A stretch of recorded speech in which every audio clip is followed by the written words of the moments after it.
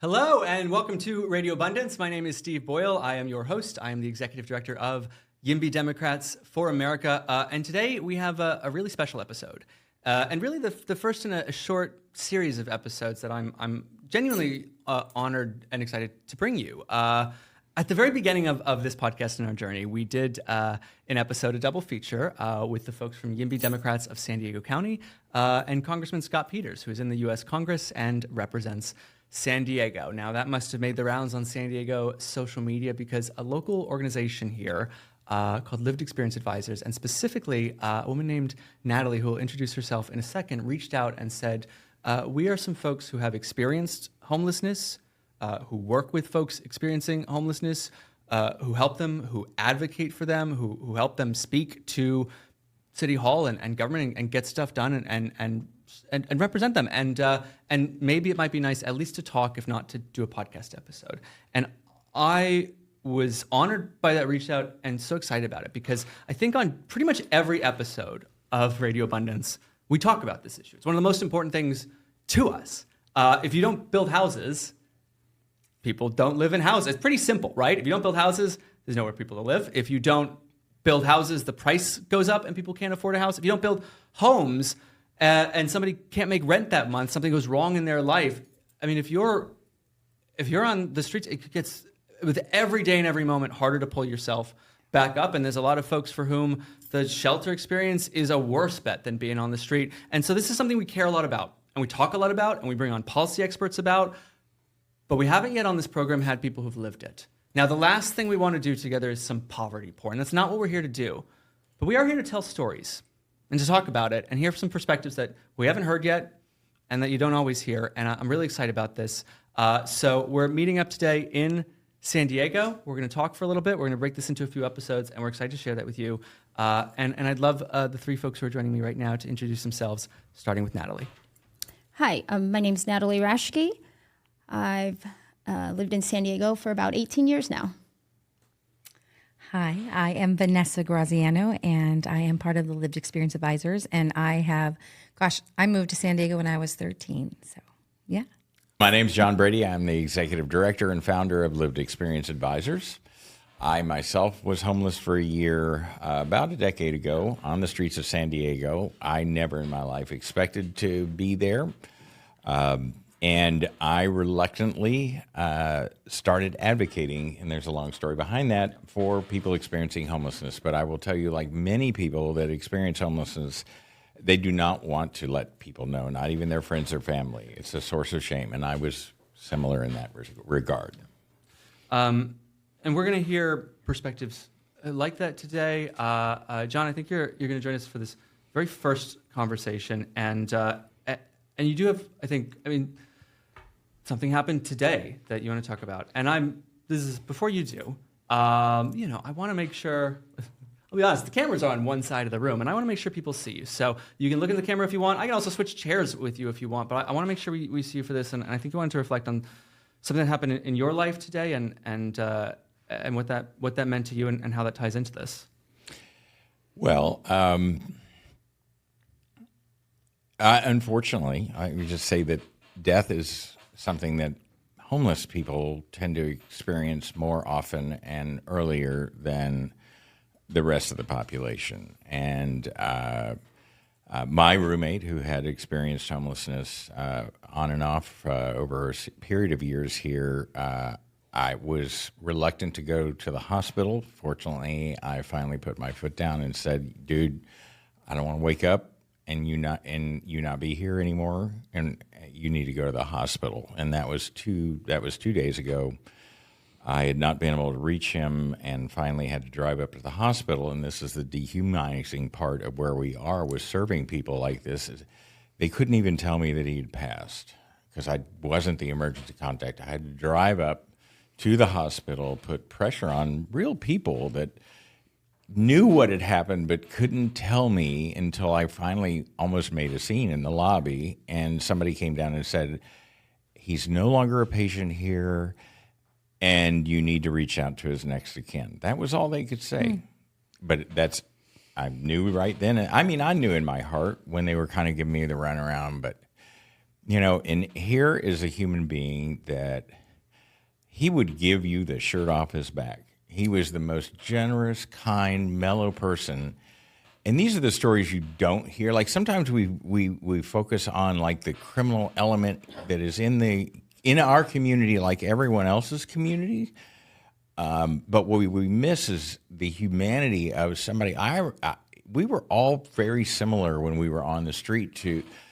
If somebody needed something and you had it, and even if it was your last one, you gave it to them. That's right. I mean, if they were just a person that was a taker, then that. But you build a community, you build a tribe, and that tribe is your protection for your things, for yourself, and that's what human beings do. They need that contact. And I'll tell you the story about Mike that most touched me when I got to know him after he moved in. So Mike has nothing. He's homeless. He's on the street. He's legally crossing an intersection, walking his bicycle, and an MTS driver really ran him over, like did serious injuries. And he comes running out, and he's just terrified, and he's like, I'm going to call the ambulance. I'm so sorry. I mean, the guy, it just was an accident. Things happen. And Mike hurt, and he's like, oh, and somewhere under his breath, the guy says, I'm going to lose my job, and I just had a kid. And Mike looked at him, and he said, this didn't happen. And he picked his bike up and walked away. So that MTS driver did not have he may not have lost a job, but he may have. Yeah. But that MTS driver may still be driving today, and it was just an accident. But Mike was like, I'm just a single guy. I mean, he could have been housed right then and there for the rest of his life. That's the story that's what I remember about living on the street it was the camaraderie and what you shared, and all of the things that are happening now, pushing people around, moving, for criminalizing the very sin of being poor, not being able to afford exorbitant rents. We've lost our humanity as a society when we can look at a group of people, and I need people that understand this. 60%, according to the federal government, of our people on the streets are disabled. Okay? And in California, that's not under the California law. It says 95%. So we are forcing our blind, our physically disabled, people with mental health issues, et cetera, to constantly shuffle. And you have no idea how hard it is to live on the street. Until you've done it, I was the guy that was like, oh, you just need to get your S together, and you're just lazy. And then until it happened to me, and then I realized, holy smokes, getting out of that hole. I mean, it's sort of like somebody gave you a teaspoon to dig your way out of the hole, and somebody up top is shoveling dirt down on you. Right. Buckets. And now with these new laws that have just been passed, that somebody's supposedly got to do 20 hours a week of volunteer service, that's not possible for somebody on our streets. We're just going to have people starving. I don't even know how I could have survived without that. But it's just all headed the wrong direction is kind of where I'm coming from. And I wanted to tell Mike's story to honor the loss of Mike. Emotionally, I can't stay here much longer, but this is who Mike was. And everybody who we just celebrated his birthday recently, and a whole group of people came together, and it was just all love. And he was that guy. Yeah. He's not the guy that people think of when you think of people experiencing homelessness. And this is the important distinction. The people that the general population refers to as the homeless are really the chronically homeless. We have left them out there too long. And when you live targeted, sleep deprived, in poverty, having your benefits stripped away, not being able to, in some cases even walk or see where you're going, or you're a senior, that's what happens to human beings that live in those conditions. And it is very clear. And our shelters were designed for a 90-day stay. Even the military wouldn't put people in the density that we put people into. You don't put people in bunk beds in the military, not long term. You don't do any of these things. But we've got people that are now staying in shelters for a year, 2 years, 3 years. And that's in an environment that we wouldn't even put our own kids in summer camp in terms of density. It's almost worse than a jail.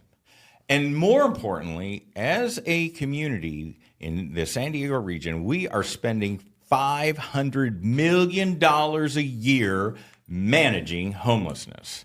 That's over $25,000 per homeless person, broken down among the bigger figure of $30,000. And we don't even come close to that amount of money on the solution, which is housing. You know, as you were speaking, I think two things really shone out to me. One is, you mentioned how many folks on the street are dealing with disabilities, right, and physical encumbrances and mental health issues. But it's not just that we're doing wrong by these people. We are, I think, creating those problems, right? If you think of everybody's got shit. I mean, there's nobody who is so mentally robust that there are not moments that you could slip into those struggles. Right. And the difference between being able to handle that with friends and family and a roof and a therapist versus on the street with people treating you like crap and stress every moment, that is the creation of mental illness, the prolonging of mental illness, going past a point where it feels like the point of no return, and yet something that also stands out as we're here. I'll reflect from my perspective, right? Yeah. Each of the three of you, if you just showed up here, if I was like, hey, these are my friends and we're going to talk about housing policy, not a single person watching this would think those people experienced homelessness.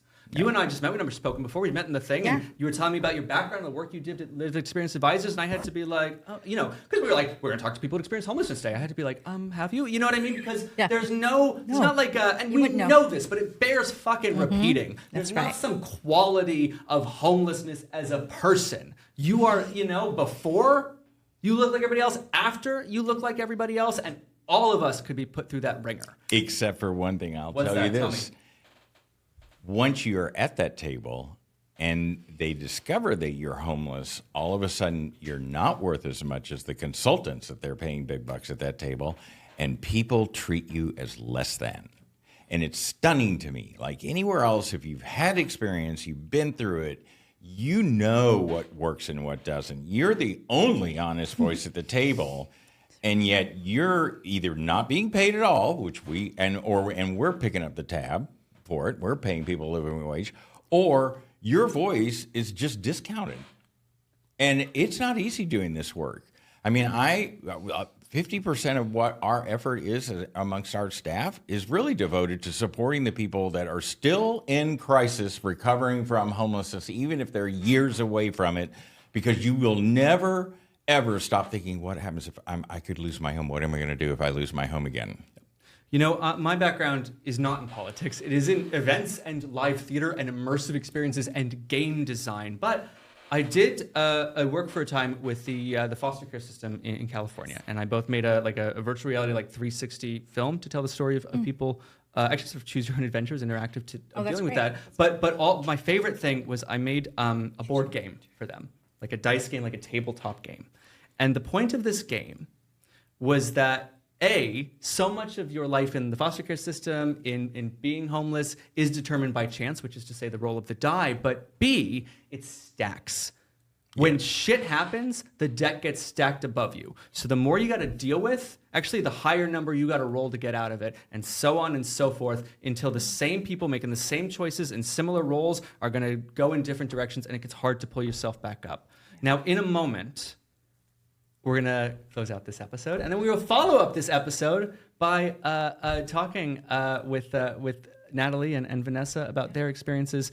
John has to get out of here in a moment. There's a lot to do with. I want to give you the final words, man. Well, you brought something to mind. So that whole experience of talking to many people in the staff at the hospital, them because of HIPAA laws not being able to tell me what was going on, and it wasn't until I actually drove up and had human contact with the human beings that weren't telling me what was going on that I finally got what I needed. And to some degree, that's the problem we have with homeless. Like if you work in homeless services, you can't even call the client by name when talking to someone else. You have to refer to them by number.